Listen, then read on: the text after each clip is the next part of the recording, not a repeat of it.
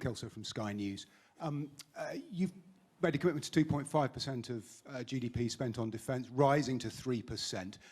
Are British taxpayers going to have to get used to the idea that Britain's defence and the support of Ukraine is going to mean more taxation? I think you should note that it was through spending reductions elsewhere that we were able to fund this increase in defence spending. That was the choice that we made rather than increasing taxation.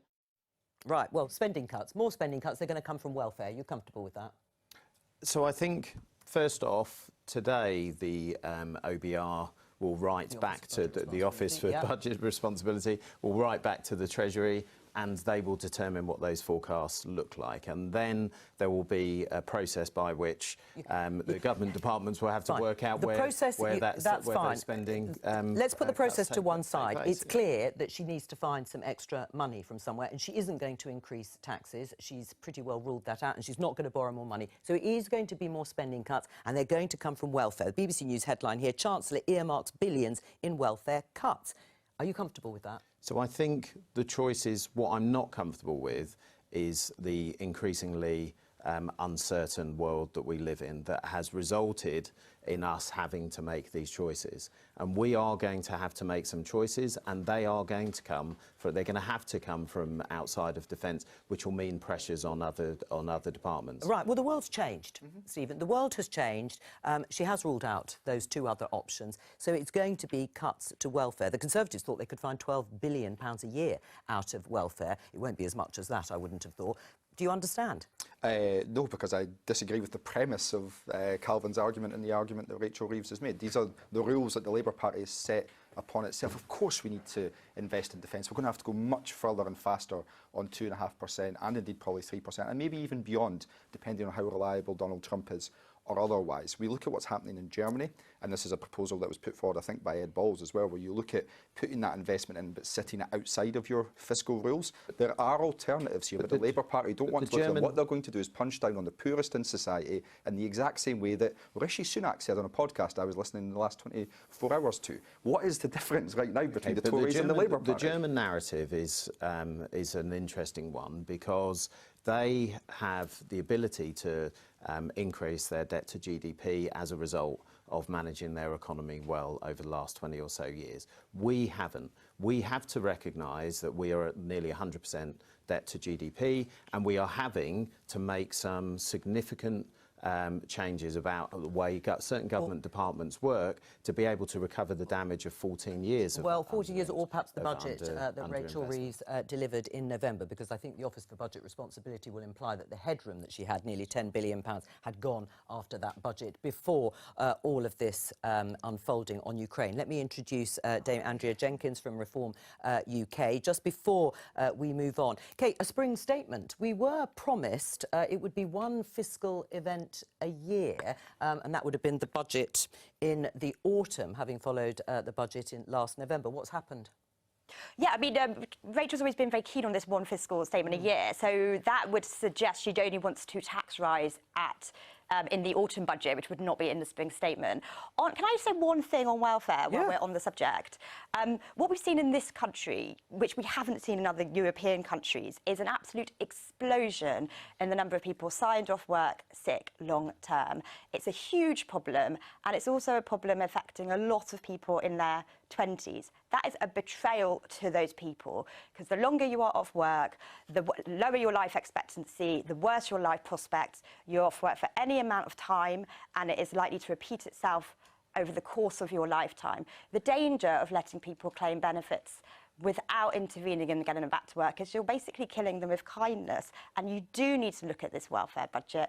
It is too big, and it is not doing this country, the taxpayers, or indeed the people receiving it, any favours. It looks as if we're going to get what we would call a fiscal statement, or a statement at least, in the spring, despite the fact that Rachel Reeves, the Chancellor, had said in her November budget that that would be the only fiscal statement of the year. In other words, this November we would have another budget, but nothing else. Yeah, when is a fiscal event not a fiscal event? Well, is a bit of a sort of philosophical it's an existential question. But what is going to happen, it is clear from a briefing to our colleague Faisal Islam, is some significant spending cuts, and they will come on March the 26th, at the same time that the Office for Budget Responsibility, the independent forecaster, publishes updated forecasts. Now, that's not a coincidence.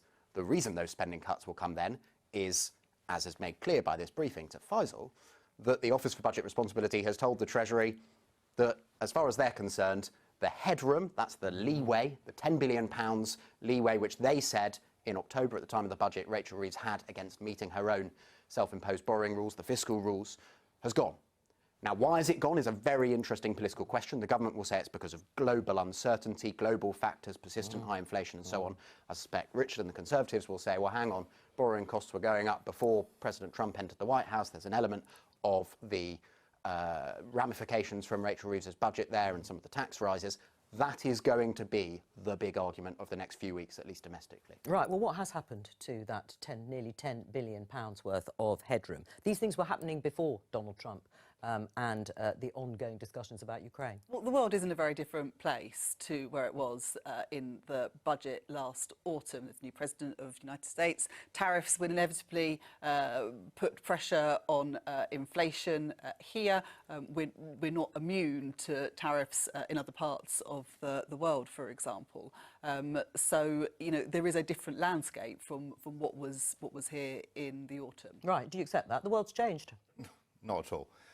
Look, let's be real. What's happened in this country is that business confidence has collapsed. It's collapsed because back in October, the Chancellor said she was fixing the foundations, she wouldn't come back for more.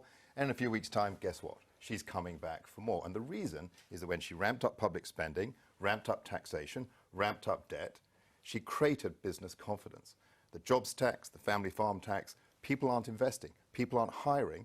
And the consequence of that is that OBR is saying your growth forecasts are nowhere near where you thought they would be, and your debt is going to be high. And that's why the Chancellor, I'm afraid, is going to come back, isn't she, for more? Well, look, more tax and spending cuts. PwC have said that the UK is the second best place in the world to invest after the US. The IMF and the OECD have said that the UK will be the fastest growing major European economy in the coming years. We've seen 70,000 new jobs created since the election. We've seen interest rates go down 3 times. So, you know, that budget in the autumn was a once-in-a-parliament budget, and the Chancellor made that really clear, that it was wiping the slate clean after 14 years of Conservative failure. Ellie, you know when I can say from experience, you know when politicians are in trouble in the economics department, when they have to go to foreign forecasters to say what's happening in their own country,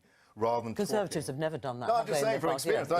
I'm just saying this just shows how much trouble the Chancellor is in. Because if you ask British businesses about are they going to hire more people next year, they say no.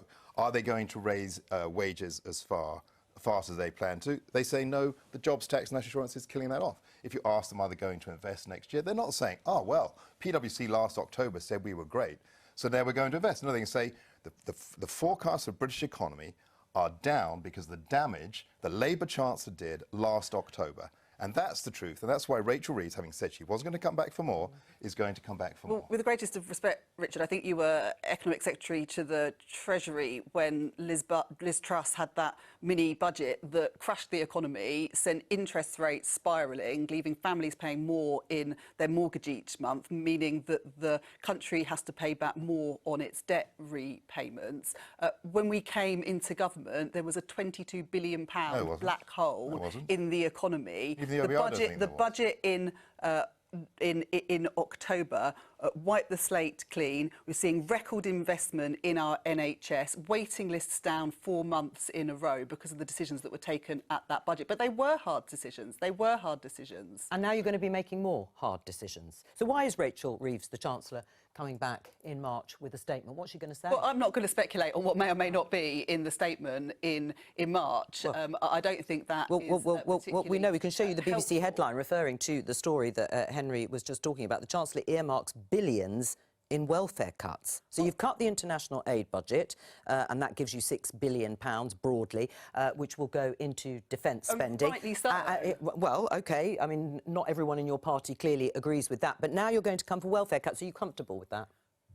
On welfare, there are 1 million young people out of work in this country, out of work, not in education or training. That is a lost generation unless we do something about that. And I think we've got a moral obligation to do that. There are far too many people, 3 million cut their people, benefits. 3 million people off sick, not being able to work. It is right to try and get people into work rather than incentivising them to remain off work. Oh, well, that was obviously happened when you were in last The government. Conservative, in our manifesto, we said we were going to cut welfare. We think that's the right thing to do. We agree with the points. But we can't understand why those steps haven't been taken already. But I think it will be problematic for the Labour Party. The Labour Party in their manifesto didn't talk about cutting international aid, didn't talk about cutting welfare, but they're doing that. And why are they doing that? As we say, because the budget that was supposed to be the landmark budget of this Parliament has created business confidence in this country. Right. How difficult is it going to be for a Labour government to embark, as is being outlined here, billions in welfare cuts? Pretty difficult. I mean, the Labour Party, as we've seen in vivid detail over the last decade or so, has quite a lot of factions.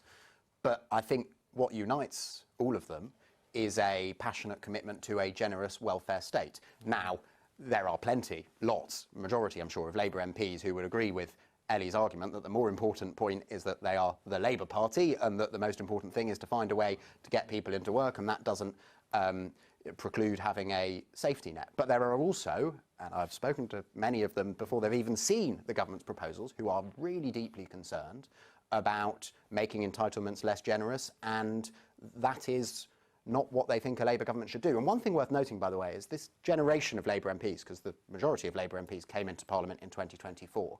You know, perhaps in 1997, when Tony Blair won his landslide, it was a generation of Labour politicians who'd come into politics because they were furious with Margaret Thatcher. This time, it's a generation of politicians, many of whom, because of their age, who got into politics campaigning against welfare cuts from the Conservatives. So this is really dicey territory politically for a Labour government. Well, do you accept that? I think that it's really important that we get people into work. It's why we're getting more. Yeah, but what mental about the health political supporters in place, opposition why we're about what getting waiting Labour is lists about? down. There are people that are languishing on NHS waiting lists because of the mess the Conservatives made to the NHS. They're waiting for treatment that will get them back to work. That's why we're cutting those waiting lists. That's why we're introducing mental health support to get people into work.